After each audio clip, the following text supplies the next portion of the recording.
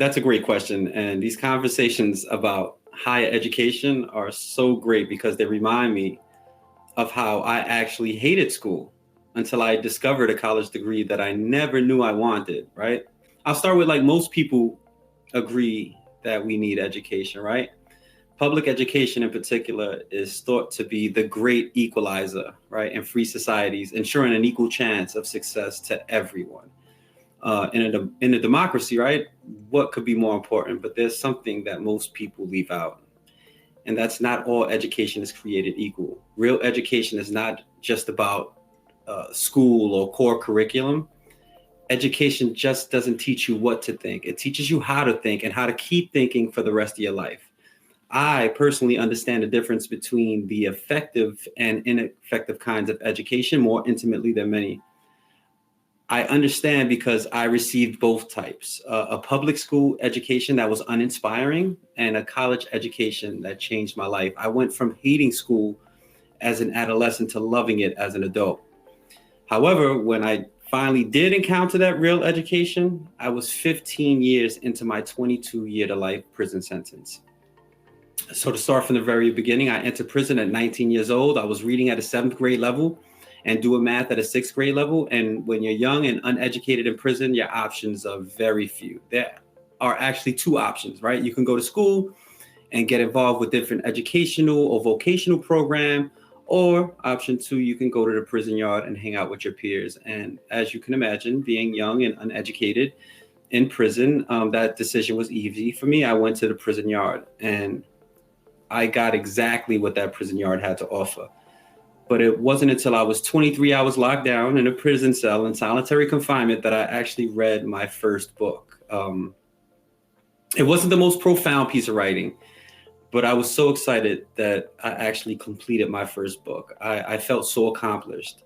And as strange as this may seem, I felt hopeful and began to read everything I can possibly get my hands on. And that's also where my relationship with education changed, right? The moment I realized that solitary confinement, right, would be my reality if I did not make like a conscious effort to do something to change. I eventually obtained my high school equivalency and I suddenly wanted to go to college. It felt like I had let so many people down, my family in particular, that I needed some form of redemption, and school seemed like the answer, right? I wanted to show my family, perhaps even myself, that I still had value. And it took me 15 years to get there. But at the age of 34, I finally had a chance to apply to college. I arrived at a correctional facility where Hudson Link for higher education in prison was providing college opportunities to the men serving time there. And I honestly could not believe what I was seeing when I arrived at this facility. And after 15 years of incarceration, I've been to quite a few facilities, right? College not only improved the opportunities in this facility by providing the men with enrichment through higher education, but college changed the dynamics of the prison. Now, let me explain a little bit about the correctional facility. It's a maximum security prison where almost 80% of the population are serving indeterminate sentences. It is probable that many of these men will never be released, yet they were hopeful. Like, men were bringing books to the prison yard. They were studying. Their conversations were so different from what I remembered. They were college students, right? I became a college student. And while in a classroom, I was determined, but I was also surprised that this was not how I remembered school. I believe that my drive was different. I know my drive was different, but the courses that I took, that I encountered, they were really interesting and complex. They seemed to put words to so many things I had experienced, especially in my adolescence. Like, for example, my first year of composition classes gave me text about peer pressure and group minds that helped me understand why I had followed the people I had in my youth, even when I knew deep down that they were setting poor examples for me. One of my first thoughts was, wow, right? These are the things that I wish my 14 and 15-year-old self had known. I finally began to see myself and my life in a new light, right? I was able to gain perspective on identity, and something that I struggled with for most of my life. These And these were things that I had dealt with daily in prison, perhaps more visibly, but in my outside life as well. And I think the most crucial thing was that nothing was free. I had to work and think like I had never worked or thought before, because my ideas were heavily scrutinized by my professors. My thinking was constantly being examined, right? My critical eye came alive in those years, as did my ability and my need to question. My favorite question became why. Why had school not always been like this, right? I had such disdain for school in the past, yet all of a sudden I was interested, intrigued, captivated. I literally plowed through 120 credits of coursework, classes like sociology, criminology, US history, pre-calculus, something that I personally did not get along with, but I was a college student, right? And I quickly understood that the identity of a college student in prison signifies a social status. And with this social status comes its attended expectations, right? The way you carry yourself. You're now expected to help others. Language, which is probably the most serious expectation. And what I found in retrospect is simply the person who I was for so many years, who acted without thinking, was slowly fading away. And I liked it. And this was the effective education that I spoke of a little while ago, where education did not just teach me what to think, it taught me how to think and how to keep thinking for the rest of my life. And naturally, once I was released 4 years ago now, I wanted to continue to be an advocate for higher education in prison. So when I saw that Hudson Link was hiring, I jumped at the opportunity, and I became the first Hudson Link alumnus to hold the position of development manager.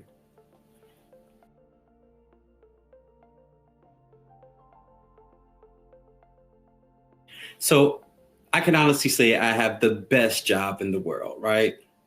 During my academic journey while incarcerated, I knew that I was going to show up to a classroom while I was incarcerated. I know I was going to show up to a classroom where a professor was going to be waiting for me. The professor was going to have textbooks, handouts. There was going to be a Hudson Link academic coordinator assisting everyone with their plan of study, right? I knew from visits from the folks at Hudson Link that I knew once I was released that I was going to be provided with all the transitional support I needed to ensure I succeeded once I was released, like business attire, my laptops. They were going to help me set up my resume, provide me with all the networking opportunities that I can possibly utilize to ensure that I succeed. While I knew I was going to be provided with all of these incredible things, right? I had no idea what it took for all of this to actually happen. And now, as I mentioned, I'm the development manager. So I finally have the opportunity to see the inner workings of an organization that's given me so much. Like from writing grants, coordinating events, speaking on panels, raising money to support these programs. I know that every keystroke, every mouse click, every time I speak about the power of education, I'm impacting someone's life. I also know that my journey from adolescence to incarceration, reading my first book, obtaining 2 college degrees while incarcerated, becoming the first Hudson Link alumnus to hold this position of development manager, and obtaining my graduate degree last year really tells the story of the power that education can have, even in the darkest of places, right? And it was my academic journey that motivated me and continues to motivate me to think about the incarcerated person who's about to read their first book, who is about to enroll in college, that person who's about to start their academic journey. And that's what really continues to motivate me.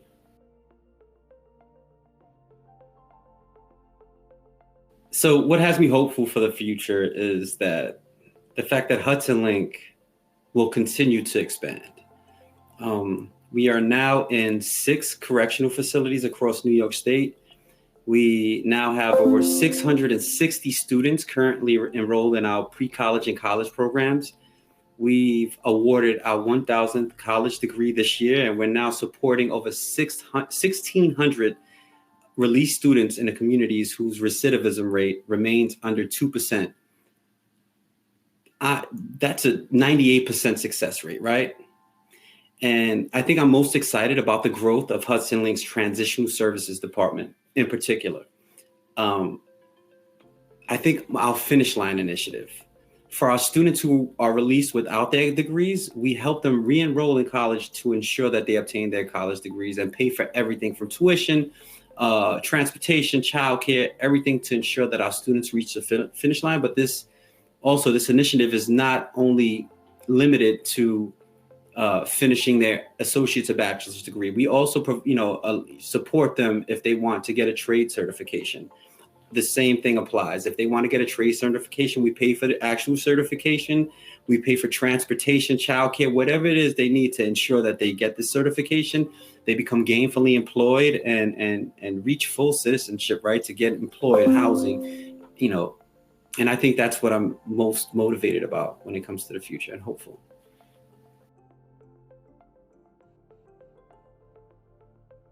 I'm not the exception.